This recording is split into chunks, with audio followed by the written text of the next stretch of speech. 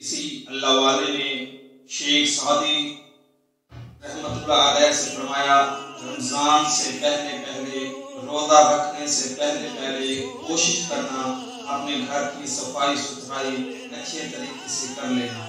کیونکہ جو شخص رمضان کا منتظر رہتا ہے، روزہ رکھنے کی شوق میں رہتا ہے اور اپنے گھر کی صفائی ستھرائی اچھے طریقے سے کر لیتا ہے تو اس گھر میں خوشحالیاں بانٹنے والے، رزق بانٹنے والے رحمت کے فرشتے اس گھر میں مقیم رہتے ہیں، اور جس گھر میں رحمت کے فرشتے مقیم رہتے ہوں، رزق بانٹنے والے فرشتے مقیم رہتے ہوں اور خوشحالیاں بانٹنے والے فرشتے مقیم رہتے ہوں، وہ گھر اللہ تعالیٰ کی پناہ میں رہتا ہے۔ اور جس گھر میں صفائی ستھرائی کا خیال نہ رکھا جاتا ہو، جس گھر میں رحمت کے فرشتے مقیم نہ رہتے ہوں، وہ گھر شیطان کے پنجرے میں بند ہو جاتا ہے۔ اس گھر میں شیطان ڈیرا ڈال دیتا ہے۔ ایک شخص حضرت سیدنا امام جعفر صادق رضی اللہ تعالیٰ عنہ کی خدمت میں حاضر ہوا، 10 عدد کو جوڑ کر عرض گزار ہوا، یا حضرت مجھے بتایا جائے کہ وہ کون سے گناہ ہیں جن کے کرنے سے انسان کی کوئی بھی عبادت قبول نہیں ہوتی، وہ کون سے گناہ ہیں اور وہ کون سے لوگ ہیں جن کی نماز قبول نہیں ہوتی اور نہ ہی روزہ قبول ہوتا ہے، نہ حج قبول ہوتا ہے، نہ زکوٰۃ قبول ہوتی ہے، یہاں تک کہ تہجد اللہ تعالیٰ کی لاڈلی عبادت ہے، تہجد اللہ تعالیٰ کی لاڈلی عبادت ہے، تہجد کے سجدے ہر کسی کے نصیب میں نہیں ہوتے، تہجد کے سجدے ہر کسی کے مقدر میں نہیں ہوتے، ان بدبخت لوگوں کی نماز تہجد بھی قبول نہیں ہوتی، اور ان کی نماز ان کے سروں سے ایک بالشت بھی اوپر نہیں جاتی، قبولیت کے دروازے تک جانا تو دور کی بات، وہ کون سے گناہ ہیں جن کے کرنے سے انسان کی کوئی بھی نیکی، کوئی بھی عبادت قبول نہیں ہوتی۔ یہ سن کر حضرت سیدنا امام جعفر صادق رضی اللہ تعالیٰ عنہ نے فرمایا، اے بندہ خدا، میں نے اپنے بابا حضرت سیدنا امام باقر رضی اللہ تعالیٰ عنہ سے سنا، انہوں نے اپنے بزرگوں سے سنا، انہوں نے اپنے بزرگوں سے سنا، انہوں نے میرے بابا حضرت سیدنا مولا علی کرم اللہ وجہ الکریم سے سنا، حضرت سیدنا علی المرتضی شیر خدا کرم اللہ وجہ الکریم فرماتے تھے کہ میں نے اپنے نبی سے سنا، میرے نبی نے فرمایا تھا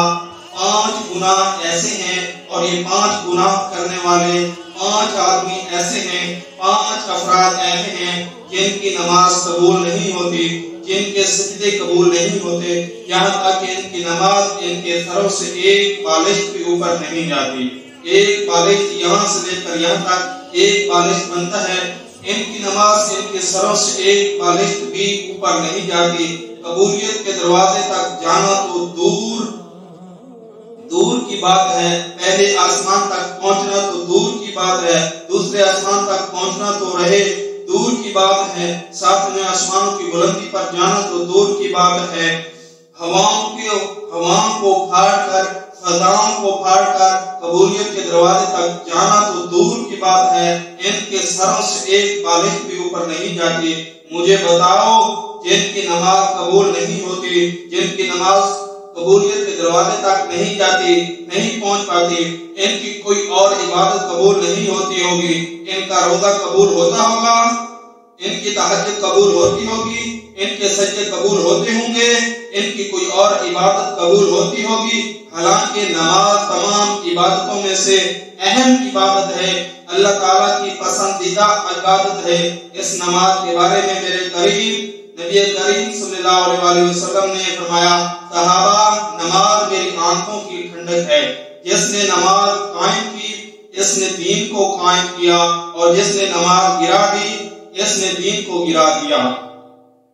مومن اور کافر کے درمیان فرق صرف نماز کا ہے، مومن نماز پڑھتا ہے اور اللہ کے حضور جھکتا ہے، اس لیے تو وہ مومن ہے، کافر نماز نہیں پڑھتا، اللہ کے حضور نہیں جھکتا، سبحان ربی الاعلی نہیں پڑھتا، سبحان ربی العظیم کی تسبیح نہیں پڑھتا، اس لیے تو وہ کافر ہے۔ صحابہ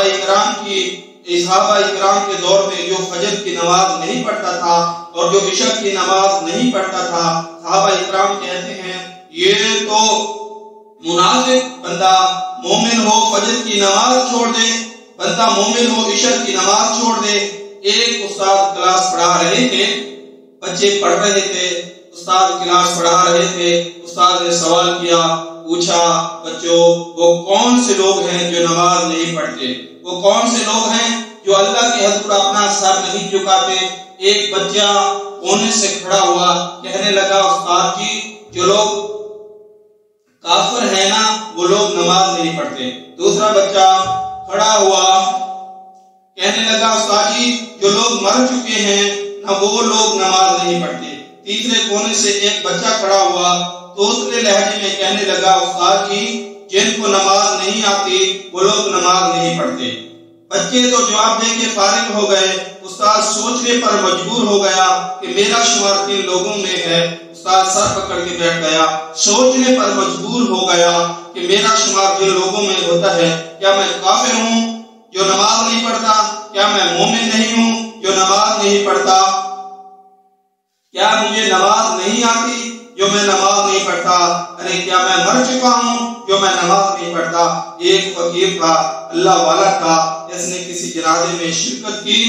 جنازہ پڑھنے کے بعد جب میت کو دفن کرنے لگے، تدفین کرنے لگے، تو اس فقیر نے، اللہ والے نے عزیز و اقارب سے پوچھا کہ اگر یہ مرنے والا دوبارہ دنیا میں آ جائے، دوبارہ دنیا میں ابھی آ جائے، پلٹ کر ابھی آ جائے، تو اب یہ کیا کرنا پسند کرے گا؟ تو کسی نے کہا جی یہ استغفار کرنا پسند کرے گا، کسی نے کہا یہ تو قرآن پڑھنا پسند کرے گا، اب یہ توبہ کرنا پسند کرے گا، اب یہ اپنے کیے پر رونا پسند کرے گا، اللہ کے حضور پختہ توبہ کرنے کا پسند کرے گا، اللہ کے حضور سر جھکانا پسند کرے گا، نماز پڑھنا پسند کرے گا، استغفار کرنا پسند کرے گا۔ یہ سن کر فقیر اللہ والے کی چیخ نکل گئی، رو کر کہنے لگا اور نادان ہو، مرنے والا تو یہ کام نہیں کر سکا، تم ضرور کر لینا، مرنے والا تو نماز نہیں پڑھ سکا، تم ضرور پڑھ لینا، مرنے والا تو روزہ نہیں رکھ سکا، تم ضرور رکھ لینا، مرنے والا تو قرآن نہیں پڑھ سکا، تم ضرور پڑھ لینا۔ پوچھا گیا وہ کون سے 5 گناہ ہیں جن کے کرنے سے نماز قبول نہیں ہوتی، جن کی نماز قبول نہیں ہوتی، ان کی کوئی بھی عمل قبول نہیں ہوتا تب تک جب تک لوگ پکی توبہ نہیں کر لیتے۔ فرمایا پہلا سود خور انسان، سود کا کاروبار کرنے والا، سود کا بزنس چلانے والا، سود کے کاروبار سے اپنی اولاد کو حرام کا لقمہ کھلانے والا، حرام کا رزق کھلانے والا، کبھی بھی اپنی اولاد کو حرام کا لقمہ نہ کھلانا، اولاد کے منہ میں حرام کا لقمہ مت ڈالنا، ورنہ یاد رکھنا تمہاری اولاد کی آنکھوں سے یہ حرام کا لقمہ حیا چھین لے گا، شرم چھین لے گا، غیرت چھین لے گا، تم اولاد کے ہاتھوں سے رسوا ہو جاؤ گے، برباد ہو جاؤ گے، ذلیل ہوتے ہوئے نظر آؤ گے۔ پھر کیا ہوگا؟ یہی اولاد جن کو تم نے حلال و حرام کی تمیز کے بغیر کمایا، کھلایا، پلایا، جب یہ بڑی ہوگی کوئی اس طرح کا کرتوت کرے گی، اس طرح کا گناہ کرے گی، اس طرح کی گھٹیا حرکت کرے گی کہ انہی گھٹیا حرکت کی وجہ سے تمہاری عزت والی پگڑی کسی کمینے کے پاؤں تلے رونگی جائے گی، تمہاری عزت والی پگڑی خاک میں ملا کے رکھ دیں گے۔ کہیں ایسا نہ ہو کہ سر اٹھا کر چلنے والا باپ کہیں اس کی اولاد اس کی وجہ سے سر جھک بھی نہ جائے، اس لیے کوشش کرنا اپنی اولاد کو حلال کا لقمہ کھلانا۔ آج کوئی بھی باپ یہ نہیں چاہتا کہ میری اولاد کی آنکھوں میں حیا کوئی نہ ہو، اولاد کی آنکھوں میں غیرت نہ ہو۔ دوسرا گناہ، دوسرا شخص شرک کرنے والے شخص کی نماز قبول نہیں ہوتی، اس کا روزہ قبول نہیں ہوتا، حج زکات قبول نہیں ہوتی جب تک کہ اللہ سے پکی توبہ نہیں کر لیتا۔ میرے نبی کریم صلی اللہ علیہ وآلہ وسلم نے فرمایا صحابہ شرک سے بچنا، شرک تمہاری نیکیوں کو اس طرح کاٹا ہے جس طرح آگ لکڑی کو کھا جاتی ہے۔ آج آپ دیکھتے نہیں ہیں جب ہم اولیاء کرام کے مزار پر جاتے ہیں، اللہ کے نیک بندوں کے مزارات پر جاتے ہیں، فاتحہ پڑھنے کی بجائے ان کی درجات کی بلندی کی دعا مانگنے کی بجائے، ان کا وسیلہ مانگنے کی بجائے، وہ اللہ کے نیک لوگ تھے، اللہ کے محبوب لوگ تھے، ان کا صدقہ مانگنے کی بجائے ہم ان کے آگے اپنا سر جھکاتے بیٹھتے ہیں، سر جھکائے بیٹھے ہوتے ہیں،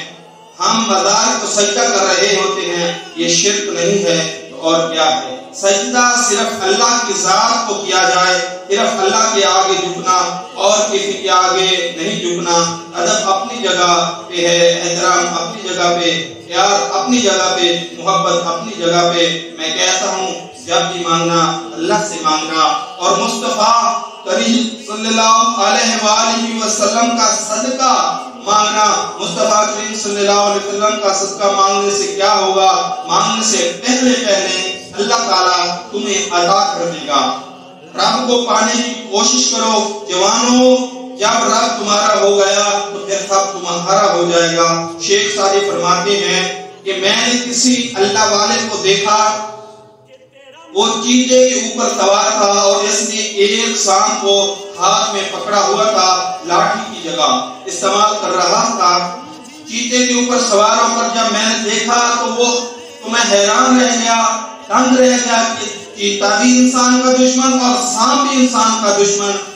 ان دونوں کی انسان کے ہاتھ کیسے صلح ہو گئی؟ میں نے اس اللہ والے سے پوچھا، وہ اللہ والا چیتا بھی انسان کا دشمن ہے اور سانپ بھی انسان کا دشمن ہے، ان دونوں کی تیرے ساتھ کیسے صلح ہو گئی؟ تو اس اللہ والے نے کہا، شیخ سعدی جب میں نے اللہ سے صلح کی انہوں نے مجھ سے صلح کر لی، جب سے میں نے اللہ سے دوستی کی ان جانوروں نے مجھ سے دوستی کر لی۔ فرمایا رب کو پانے کی کوشش کرو، جب رب تمہارا ہو گیا تو پھر سب تمہارا ہو جائے گا۔ سنو، رب کے عشق میں، مدینے والے کی محبت میں ایک وہ مقام آتا ہے کہ دعا نہیں بڑی دور کی بات، دعا مانگنا تو بڑی دور کی بات، انسان صرف سوچتا ہے اللہ پوری کر دیتا ہے۔ تیسرا گناہ، بہت بڑا گناہ، وہ ہے والدین کی نافرمانی، والدین کو دکھ دینا،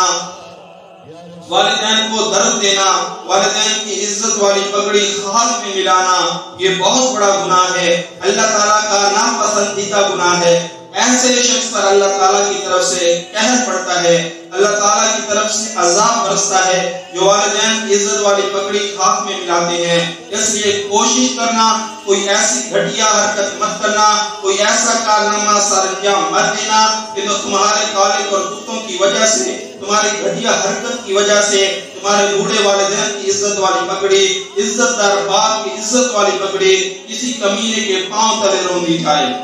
فرمایا کیونکہ ایسی عورت جو اس حال میں رات کو گزارے، اس حال میں رات گزارے کہ اس کا شوہر اس پر ناراض ہو، اس کا شوہر اس پر خفا ہو، ایسی عورت کی نماز بھی قبول نہیں ہوتی تب تک جب تک وہ اپنے شوہر کو راضی نہیں کر لیتی۔ میاں بیوی کے درمیان بات ہو جاتی ہے، طلب کلامی بھی ہو جاتی ہے، اختلافات بھی ہو جاتے ہیں، لڑائی جھگڑا ہو جاتا ہے، تو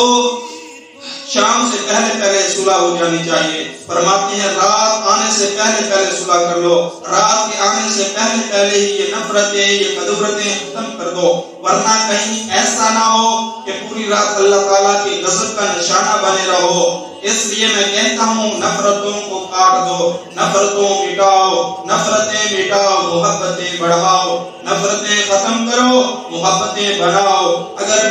میں آپ کے بچوں سے پیار کروں، میں آپ کو کتنا اچھا لگوں گا، اور اگر آپ میرے بچوں سے پیار کریں تو آپ مجھے کتنے اچھے لگیں گے۔ تو جب ہم سب لوگ کریم آقا کی غریب امت سے پیار کریں گے تو کریم آقا کو کتنے اچھے لگیں گے۔ اور فرمایا پانچواں گناہ غیبت کرنا، غیبت کرنے والے شخص کی نماز بھی قبول نہیں ہوتی، کیونکہ غیبت اللہ تعالیٰ کا بہت ہی ناپسندیدہ عمل ہے۔ وہاں کی سن کر یہاں لگانا، یہاں کی سن کر وہاں لگانا، پھر دونوں بھائیوں کو، دونوں پارٹیوں کو آپس میں لڑا کر پھر تماشا دیکھتے رہنا۔ سنو، ویسے تو اللہ تعالیٰ ہر وقت قریب رہتا ہے، لیکن رمضان کے مہینے میں اور زیادہ قریب ہو جاتا ہے۔ وہ کس طرح قریب ہو جاتا ہے؟ رمضان المبارک کے مہینے میں اللہ تعالیٰ ساتویں آسمان سے پہلے آسمان پر آ جاتا ہے اور دنیا پر وہ اپنی نظر رحمت فرماتا ہے، رحمت الہی کا نزول ہوتا ہے. پھر اللہ تعالیٰ فرماتا ہے کہ کوئی مجھ سے بخشش طلب کرنے والا ہے، کوئی آپ کو میں بخش دوں. کوئی مغفرت طلب کرنے والا ہے، آج میں ان کی مغفرت کر دوں. ہے کوئی توبہ کرنے والا، آج میں ان کی توبہ قبول کروں. ہے کوئی مجھ سے حلال رزق طلب کرنے والا، حلال رزق مانگنے والا، میں اس کی خالی جھولی کو بھر دوں، رزق سے مالا مال کر دوں. میں دعا کرتا ہوں اللہ ان 5 گناہوں سے ہمیں جلد از جلد توبہ کرنے کی توفیق عطا فرمائے. آمین ثم آمین. سلام علیکہ یا رسول، سلام علیکہ. سبحان اللہ. اور آخری شیئر اچھے بولو سبحان اللہ. کہ تینو عرش سے رب نے بلایا ہے، 10 شان کنے اے ہو جیا پایا ہے. ہاں 10 شان کنے اے ہو جیا پایا ہے. پورا رب نال تیرا کلام سونیا، لکھ تیرے تے درود تے سلام سونیا. سارے نبیاں دا نبی تو ایمان سونیا، لکھ تیرے